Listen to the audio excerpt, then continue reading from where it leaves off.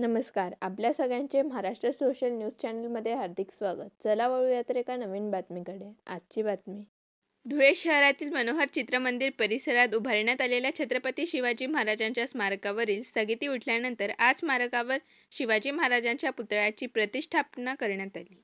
आमदार अनुप अग्रवाल यांच्या संकल्पनेतून उभारण्यात आलेल्या या स्मारकाला माजी आमदार अनिल गोटे यांनी न्यायालयात आव्हान दिले होते.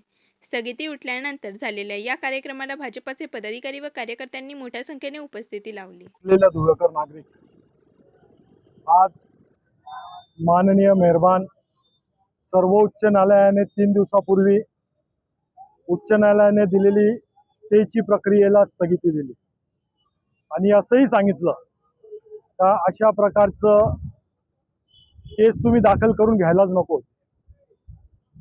ज्या मातीत आपण राहतो, ज्या कणाकणावर छत्रपतींचं त्या ठिकाणी राज्य आहे, त्यांची देण आहे, त्यांच्यामुळं आज महाराष्ट्रात आपण सर्वजण सुखाने या ठिकाणी नांदत असतो.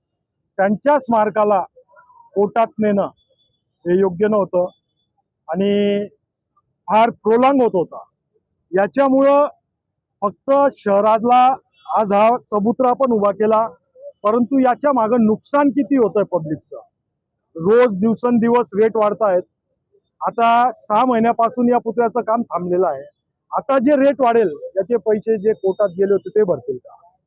शेवटी हे तुमच्या माझ्या खिशातले पैसे या ठिकाणी लागणार आहे. बातमी आवडल्यास चॅनलला लाईक व सबस्क्राईब करा व दररोज अशा नवनवीन बातम्या पाहण्यासाठी चॅनलला फॉलो करा. धन्यवाद.